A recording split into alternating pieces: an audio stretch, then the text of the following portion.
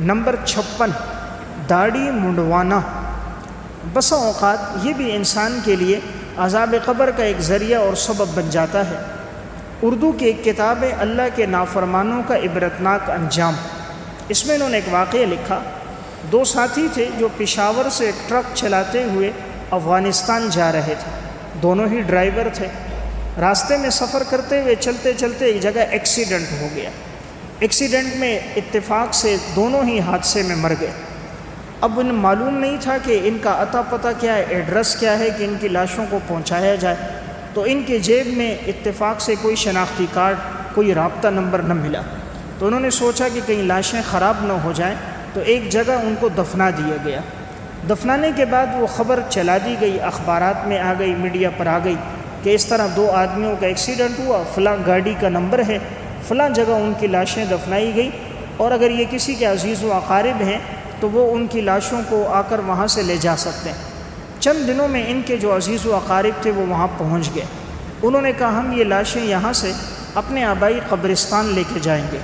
اب انہوں نے ایک قبر کو کھولا تو اس کے چہرے پر سنت کے مطابق داڑھی تھی، نیک صالح آدمی تھا، تو اس کی قبر بڑی ہی بارونق تھی اور قبر میں وہ اچھی حالت پہ تھا، اچھی حیت پہ تھا۔ دوسری قبر جب کھودی گئی تو کیا دیکھا کہ وہاں ایک اژدہا تھا جو اس کی تھوڑی کے ساتھ چپکا ہوا تھا، اور اس نے اس کو پکڑ کے کھینچ رہا تھا، جس سے خون بہہ رہا تھا اور اس کے چہرے کی رنگت تبدیل ہوئی تھی۔ تو جو لوگ حاضرین تھے وہ کہتے ہم سمجھ گئے کہ شاید اسے جو سزا اللہ نے دی ہو وہ اس وجہ سے دی ہو کہ اس نے زندگی بھر سنت کو اپنے چہرے پر نہیں سجایا۔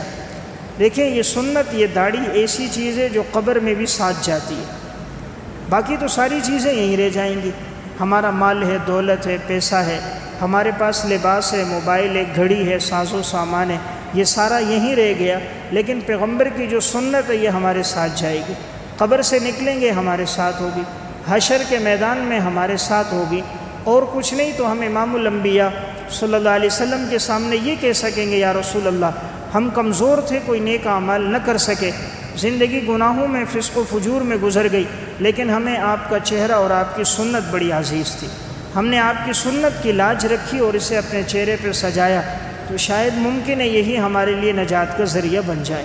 اس لیے انسان اس سنت کا اہتمام کرے، اور اگر وہ داڑھی کٹواتا ہے تو یہ ایسا گناہ ہے جو مسلسل گناہ ہے۔ ایک آدمی شراب پیتا ہے، جس وقت تک پی رہا ہے اس وقت تک گناہ ہے، چوری کرتا ہے جس وقت کر رہا ہے اس وقت کا گناہ ہے، داڑھی منڈوانا، پانچے لٹکانا، یہ گویا مستقل ایک گناہ ہے، ہر وقت آدمی گناہ میں مبتلا ہے، جتنی دیر وہ اس میں ہے اتنی دیر وہ گناہ میں رہتا ہے۔ اس لیے یہ ایسے گناہ ہیں جو بے لذت ہیں۔ ایک تو آدمی گناہ کرتا ہے اس کو کوئی عارضی لذت ملتی ہے، شراب پی رہا ہے کوئی عارضی لذت لے رہا ہے، معاذ اللہ زنا کر رہا ہے کوئی عارضی لذت لے رہا ہے، لیکن یہ گناہ ایسے جس میں کوئی عارضی لذت بھی نہیں ہے، گناہ بے لذت، فائدہ بھی کوئی نہیں اور نقصان بھی ہمیشہ ہمیشہ کا نقصان ہے۔ نمبر 57، ٹی وی، موبائل اور انٹرنیٹ کا غلط استعمال کرنا۔ بسا اوقات یہ جو آلات ہیں جب انسان ان کا غلط استعمال کرتا ہے اور منفی استعمال کرتا ہے تو یہی منفی استعمال اس کے لیے عذاب قبر کا ذریعہ اور سبب بن جاتے ہیں۔ اردو کی ایک کتاب ہے ٹی وی اور عذاب قبر، اس میں انہوں نے ایک واقعہ لکھا کہ رمضان المبارک کا مہینہ تھا، بابرکت مہینہ، آخری عشرہ چل رہا تھا۔ ایک ماں نے اپنی بیٹی سے کہا کہ بیٹی کچھ مہمان آنے والے ہیں، تم میرے ساتھ افطاری میں میرے ساتھ تعاون کرو۔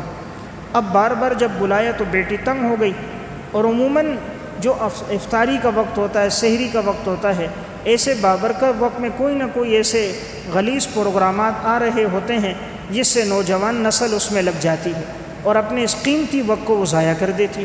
تو اسی طرح کا ایک پروگرام ٹیلی ویژن پہ چل رہا تھا۔ جب ماں نے بارہا آواز دی تو بیٹی تنگ آ گئی اور اس نے وہ اپنا ٹیلی ویژن اٹھایا، اوپر کے کمرے میں چلی گئی اور وہ مسلسل دیکھتی رہی۔ ماں آواز دیتی رہی بیٹی آؤ افطاری کا وقت قریب ہے، اس نے گانے کی آواز تیز کی اور وہ اسی پروگرام کو دیکھ رہی۔ دروازہ اندر سے اس نے بند کر دیا۔ بار بار جب اس نے پکارا کوئی جواب آگے سے نہ آیا، ماں نے افطاری شروع کر دی، باقیوں نے بھی کر دی، بھائیوں نے اور اسی طرح اس لڑکی کے دیگر بہنوں نے بھی۔ جب افطاری بھی ہو گئی اور وہ نہ آئی تو کہا جا کر دیکھتے ہیں آخر اتنی دیر گزر گئی کیوں نہیں آ رہی۔ تو باپ اور بھائی غصے میں تھے، دروازے پہ زور زور سے دستک دی لیکن اس نے جواب نہ دیا۔ دروازے کو دستک دی، اس نے دروازہ نہ کھولا آخر انہوں نے دروازہ جب توڑا اور اندر گئے تو دیکھا وہ مری ہوئی ہے اور لاش ٹیلی ویژن کے سامنے پڑی ہوئی ہے۔ اب وہ لاش اٹھتی نہیں تھی، تو اب وہ لاش اٹھاتے تو اتنی بھاری ہو گئی نہیں اٹھتی۔ کسی نے کہا ٹیلی ویژن اٹھاؤ، ٹیلی ویژن اٹھایا تو لاش اٹھ گئی۔ اب وہ رکھتے ہیں تو لاش نہیں اٹھتی، وہ اٹھاتے ہیں تو لاش اٹھتی ہے۔ چنانچہ جب اس کو غسل کے لیے لے کر جا رہے تو آگے آگے ٹیلی ویژن ہے، پیچھے پیچھے اس کی لاش ہے۔ پھر اس کو غسل دیا، جنازے کے لیے لے کے جا رہے ہیں تو لاش نہیں اٹھتی، اب آگے ٹیلی ویژن ہے اور پیچھے اس کی لاش ہے، یہاں تک کہ اس کو جنازے کے لیے لے کر گئے۔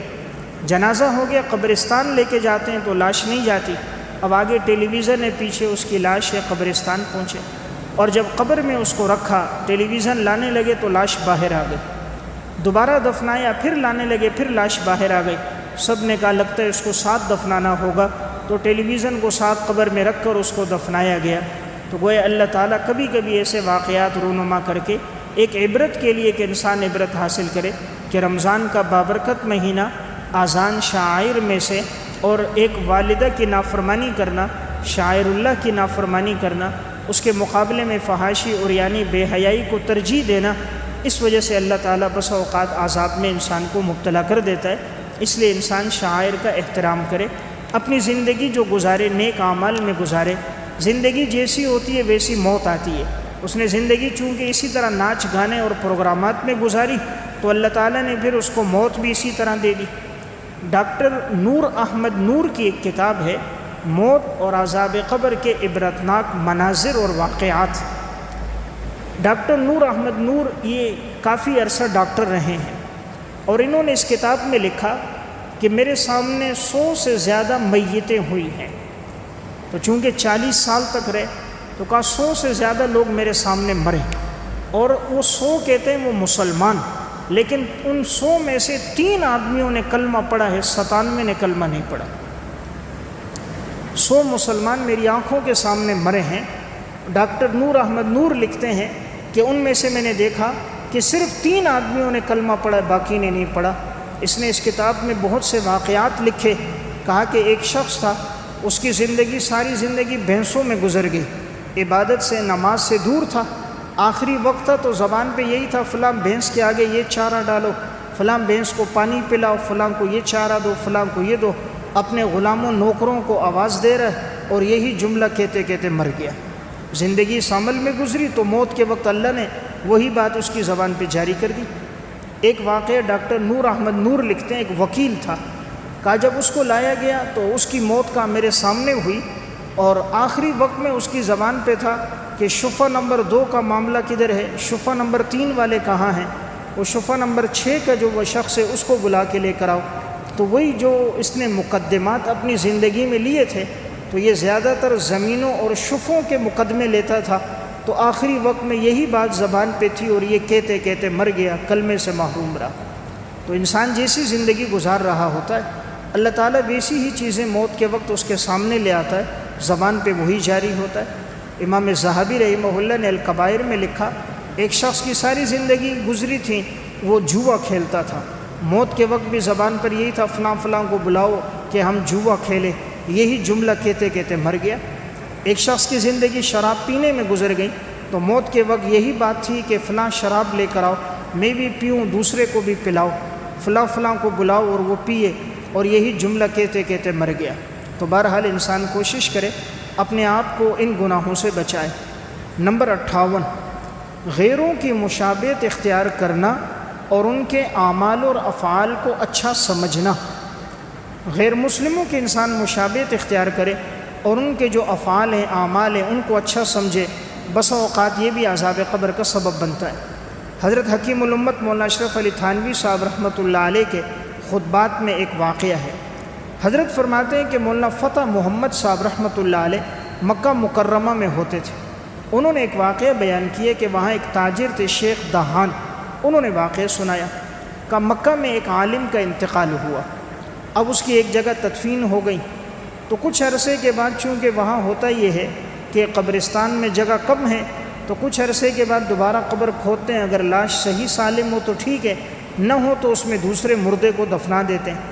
تو کچھ عرصے کے بعد جب قبر کھودی گئی تو جس میں ایک عالم کو دفنایا گیا تھا، وہاں دیکھا تو ایک نوجوان لڑکی کی لاش تھی۔ اور وہ لڑکی فرانس کی رہنے والی تھی۔ تو جو لوگ وہاں موجود تھے، وہاں فرانس کا ایک شخص بھی تھا، تو وہ بھی وہاں موجود تھا۔ اس نے جو لڑکی کی لاش کو دیکھا تو پہچان لیا۔ اس نے کہا یہ تو فرانس کی فلاں لڑکی ہے اور یہ مسلمان ہو گئی تھی، اور یہ میرے پاس آ کر مجھ سے اسلامیات، قرآن کا ترجمہ، حدیث مجھ سے پڑھتی تھی، اور میں اس کو چھپکے سے پڑھایا کرتا تھا۔ بڑی نیک لڑکی تھی، ایمان لے کر آئی، پردے میں اس نے زندگی گزاری۔ اب لوگوں کو بات سمجھ نہیں آئی۔ اس نے کہا اس کی تدفین تو وہاں ہوئی تھی فرانس میں، تو یہ لاش یہاں کیسے آ گئی، اور اس عالم کی لاش کہاں گئی؟ تو جو لوگ پہلے جنازے میں بھی شریک تھے انہوں نے کہا یہاں تو ہم نے فلاں عالم کو دفنایا تھا۔ تو اب یہ بات سمجھ نہ آئی کہ وہ لاش کہاں گئی اور یہ فرانس کی لاش یہاں کیسے منتقل ہو گئی۔ تو لوگوں نے اس شخص سے کہا جب تو فرانس واپس جائے گا تو جس جگہ تو نے اس لڑکی کی تدفین کی تھی تو وہاں تھوڑی سی قبر کھول کے دیکھنا کہ وہ لاش وہاں یہ لڑکی کی ہے یا نہیں، اور وہاں اگر کسی اور کی لاش ہے تو ہمیں بتانا۔ اب اس عالم کا جو ایک قریبی رشتہ دار تھا یہ بھی اس کے ساتھ گیا کہ یار وہ ہمارے عالم کی لاش کہاں چلی گئی۔ وہاں پہنچے، انہوں نے قبر کو ایک جانب سے تھوڑا سا کھولا تو دیکھا واقعی وہی عالم جس کو مکہ میں دفنایا تھا اس کی یہ لاش فرانس منتقل ہوئی ہے اس قبر میں، اور اس لڑکی کی لاش یہاں منتقل ہوئی۔ اس لڑکی کو تو وہاں انہوں نے دفنایا تھا، ماں باپ نے عیسائیوں کے قبرستان میں، یہ خفیہ طور پہ مسلمان ہوئی تھی، ماں باپ سے اپنا ایمان مخفی رکھا تھا، وہ اس پہ ظلم کرتے تھے، ایمان نہیں لانے دیتے تھے، لیکن یہ لڑکی چھپکے سے ایمان لے کر آ گئی تھی۔ جب اس کا انتقال ہوا تو اس کے والدین نے اس کو، وہ عیسائی مذہب پر تھے تو عیسائیوں کے قبرستان میں دفنایا تھا۔ جب انہوں نے دیکھا تو وہ لاش وہاں پر اس عالم کی ہے، اب اس لڑکی کی لاش یہاں منتقل ہوئی ہے، تو ماجرا سمجھ نہ آیا یہاں کی لاش وہاں کیسے گئی، وہاں کی لاش یہاں کیسے منتقل ہوئی۔ تو کہا ایسا کرتے ہیں اس عالم کی بیوی سے پوچھتے ہیں، اس لیے کہ بیوی اپنے شوہر کے بارے میں زیادہ واقف ہوتی ہے، اسے پتہ ہوگا کہ آخر مسئلہ کیا ہے۔ بیوی کے پاس گئے، اس سے پوچھا کہ تمہارے شوہر کی لاش وہاں چلی گئی، کیا بات ہو سکتی ہے؟ ایک مسلمان تھا، عیسائیوں کے قبرستان میں اس کی لاش۔ اس کی بیوی نے کہا اور تو کوئی بات نہیں، میرا شوہر اچھا تھا، نیک بھی تھا، لیکن ایک بات تھی کہ جب بھی وہ مجھ سے جماع کرتا، مباشرت کرتا، تو وہ کہتا تھا کہ اسلام اچھا مذہب نہیں ہے، اس میں غسل کرنے کا حکم ہے۔ عیسائیوں کا مذہب ٹھیک ہے اور وہ مجھے بہت اچھا لگتا ہے، اس میں غسل کا حکم نہیں ہے، یعنی آدمی اپنی گھر والی سے ملاپ کرے تو اس پہ غسل لازم نہیں ہوتا، تو مجھے ان کا یہ مذہب پسند ہے۔ تو اس نے عیسائیوں کے اس حکم کو پسند کیا، اسلام کے اس حکم کو ناپسند کیا، تو گویا یہ استحسان کفر تھا، کفر کی بات کو اچھا سمجھنا، اسلام کے حکم کو قبیح سمجھنا۔ اللہ تعالیٰ نے اس وجہ سے اس کو عذاب دیا کہ جس کو تم اچھا سمجھ رہے ہو اس کے قبرستان میں اس کی لاش منتقل کر دی، اور جس لڑکی نے ایمان لایا اخلاص کے ساتھ اللہ نے اس کی لاش کو مکہ کے قبرستان میں منتقل کر دیا۔ تو واقعہ سنانے کا میرا مقصد یہ تھا، اس لیے انسان غیروں کی ایسی مشابہت اختیار کرنا کہ ان کے احکامات کو اسلام پہ انسان ترجیح دے، اس سے اپنے آپ کو بچانا چاہیے۔ نمبر 59، ڈاکہ ڈالنا اور چوری کرنا۔ یہ بھی ایک ایسا گناہ ہے جس کی وجہ سے انسان عذاب میں مبتلا ہوتا ہے۔ اللہ کے نافرمانوں کا عبرتناک انجام، اس کتاب میں انہوں نے ایک واقعہ لکھا کہ ڈیرہ غازی خان کے اندر ایک شخص تھا کہ جس کی زندگی ڈاکہ میں اور چوری میں گزرتی تھی۔ لوگ منع بھی کرتے لیکن وہ باز نہ آتا، چوری کرتا رہا۔ جب اس کا انتقال ہوا، جیسے ہی اس کی تدفین کی، قبر میں رکھا تھا کہ انہوں نے دیکھا دائیں بائیں سے کہیں اژدہے نکلے اور اس کی لاش کے ساتھ، پوری لاش کے ساتھ چپک گئے اور اس کے جسم کے ساتھ لپٹ گئے۔ انہوں نے پتھر مار کے ہٹانے کی کوشش کی لیکن نہ ہٹے۔ کسی نے کہا جلدی سے قبر بند کرو کہیں دیگر لوگ اس کے لپیٹ میں نہ آ جائیں، تو کہا ہم نے قبر کے اوپر جلدی سے اوپر سے چند سلپیں رکھیں اور مٹی ڈالی اور ہم لوگ آ گئے۔ تو معلوم ہوا یہ بھی ایک ایسا گناہ ہے کہ دوسروں کے مال پہ قابض ہونا، چوری کرنا اور ڈکیتی کرنا، دوسروں کے مال کو ناحق لینا، تو یہ بھی عذاب قبر کا سبب بنتا ہے۔ نمبر 60، حرام کے مال سے سخاوت کرنا۔ ایک آدمی حرام کا پیسہ جمع کرتا ہے، اب اس حرام کے پیسے پر وہ سخاوت کرتا ہے، حج عمرے پہ جا رہا ہے، یتیم بچیوں کی شادیاں کروا رہا ہے، مسجد مدرسے میں خرچ کر رہا ہے، غریبوں کو کھانا کھلا رہا ہے، لیکن مال حرام کا ہے، تو ایسا حرام مال تو اللہ اپنے راستے میں قبول نہیں کرتا۔ اردو کی کتاب ناقابل فراموش سچے واقعات، اس کے صفحہ 547 پر انہوں نے ایک واقعہ لکھا۔ لکھتے ہیں کہ ایک شخص تھا، بظاہر نیکوکار تھا، صوم و صلات کا بھی پابند تھا، یتیم بچیوں کی شادیاں بھی کرواتا تھا، کوئی اس کو تکلیف میں نظر آئے تو تعاون بھی کرتا تھا۔ لیکن جب اس کا انتقال ہوا اور اس کو دفنانے لگے، جیسے قبر میں رکھنے لگے تو قبر اوپر سے یکا یک بند ہو گئی، لاش اندر نہیں جا رہی تھی۔ دوسری جگہ قبر کھودی گئی تو وہ بھی اوپر سے یوں بند ہو گئی، لاش اندر نہیں جا رہی۔ تیسری جگہ قبر کھودی تو وہاں بھی یہی حالت پیش آئی۔ انہیں بات سمجھ نہ آئی کہ معاملہ کیا ہے۔ پھر ایک جگہ قبر کھود کر لاش کو زبردستی اندر رکھ دیا۔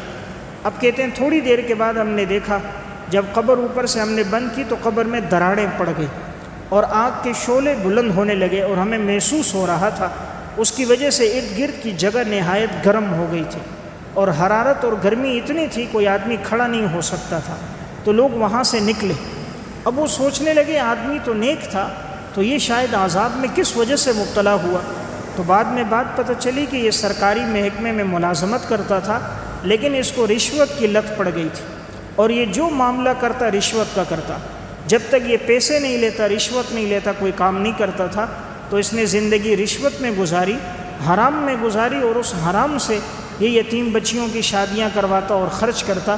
تو اللہ تو حرام مال کا صدقہ قبول نہیں کرتا، اسی وجہ سے اللہ نے اس کو عذاب قبر میں مبتلا کر دیا۔ اس لیے انسان حرام سے اپنے آپ کو بچائے، جو رزق حلال ہو اس میں اللہ کے نام پہ اپنی وسعت اور گنجائش کے مطابق دیتا رہے۔ نمبر 56